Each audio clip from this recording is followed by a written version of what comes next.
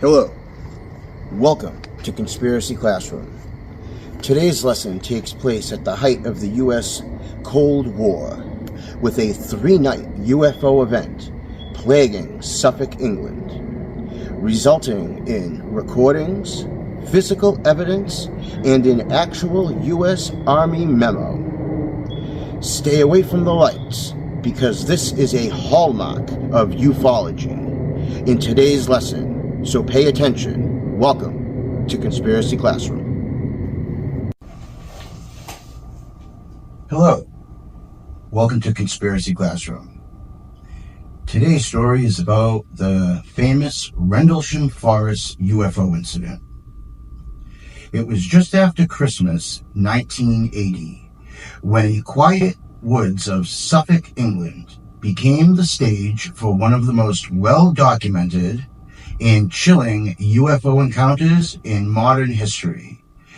Some call it the British Roswell, but what happened in Rendlesham Forest defies simple comparison. A 3-night event so chilling it will be studied and discussed for generations to come. Night 1, December 28, 1980. At RAF Woodbridge, a base leased by the United States Air Force, strange lights were spotted descending into the forest outside the base. Airmen John Burroughs and Edward Caspian, along with Sergeant Jim Pendleton, were dispatched to investigate the reported lights. What they found was not a crashed aircraft, which was originally suspected of being the lights, since they descended so deep into the forest. No. Instead, what met them in the forest was a shiny, metallic, triangular-shaped craft. It was about 6 feet tall and a shiny, silky smooth like glass. And etched along its side were hieroglyphic symbols, or what they described as hieroglyphics. Now that's something I wanted to add here. It should be obvious, but it is seldom discussed, that some of the most well-documented, most studied, and most well-known cases in ufology all have witnesses that mention strange hieroglyphic-like writing on the craft, be it Roswell, Kecksburg, the Tic Tac encounters, along with so many other places that have some sort of historical or mysterious significance, as well as artifacts that seem out of place. These hieroglyphics have to mean something. Take the writing supposedly found at the Grand Canyon, or on Easter Island in Australia, the caves in Ecuador, a rock in Massachusetts, or mounds in Mississippi.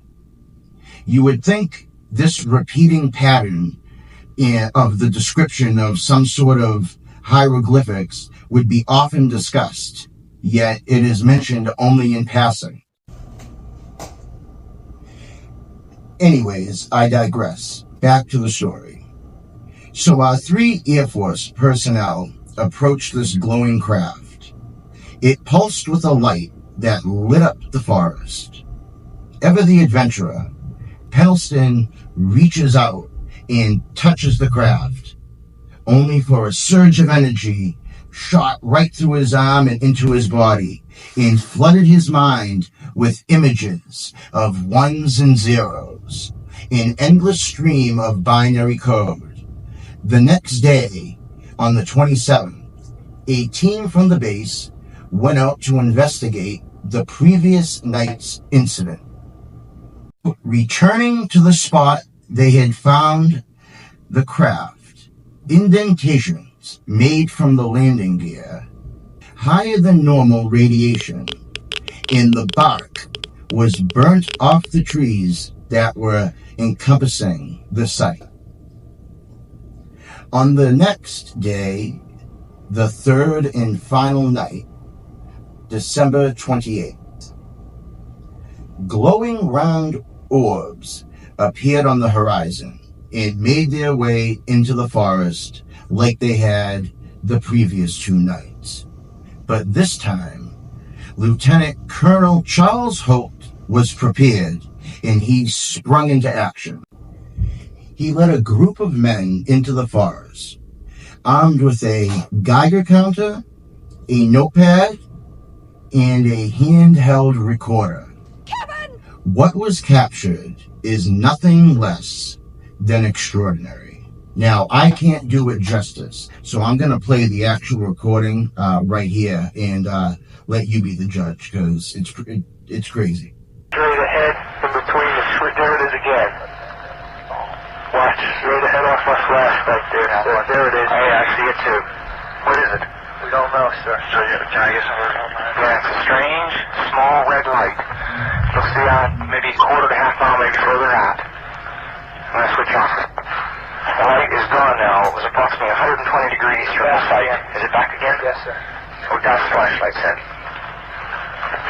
Let's move out to the edge of the clearing so we can get a better look at it. See if you can get the star scope on it. The light's still there, and all the barnyard animals have gotten quiet now. You can count 3 to 4 clicks, get stronger. Now it's coming up. Hold up, there we go.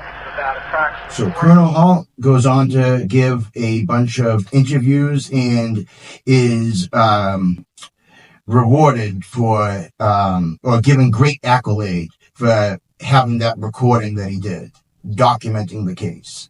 Pendleton, he kept his notebook that supposedly recorded the binary code in that he was given. In Burroughs, he developed serious health issues, which would later be linked to radiation exposure. Can't all be winners. The men on the base and the ones we listed here in the story all kept the same series of events and same story, never deviating. Thus, they corroborated each other. Holt insisted that what he saw that night had to have been extraterrestrial. Though I would argue, ultra-terrestrial? Maybe?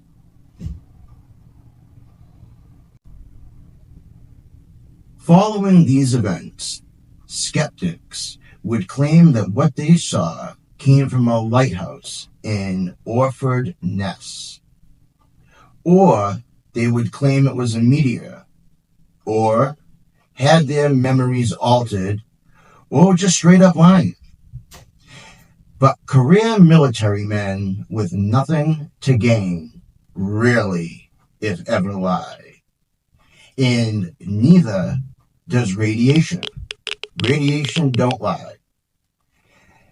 Radiation was spiking in all the areas of the forest that they had reported the craft to have been. RAF air traffic control both visually saw glowing spheres and saw them on their radar screen. What that radar picked up was nothing these men had ever seen before. And what about the binary code Pendleton received? In 2010, he revealed 16 pages of that notebook full of ones and zeros.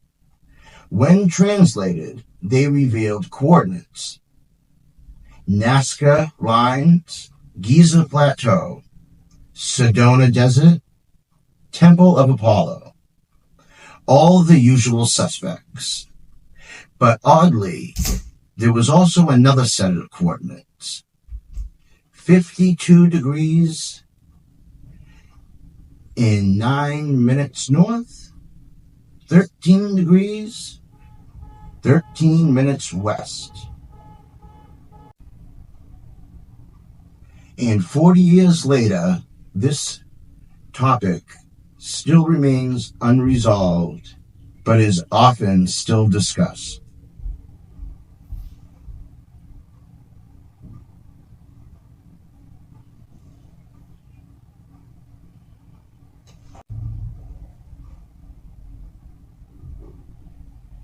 It is important we catalog these events for us to study and possibly link with other great mysteries to gain a better understanding of our world and universe. I hope you enjoyed this episode of Conspiracy Classroom. I look forward to bringing you the classics, the cutting edge, and everything in between. There's a lot of weird stuff out there, and I'm going to find it. Thank you.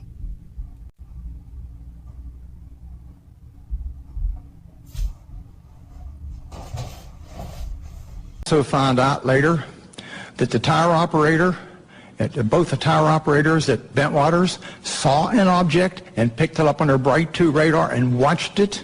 I found out that the tower operator in the weapons storage area actually saw something, as did a comm man who was working there and saw it go down into the forest near us.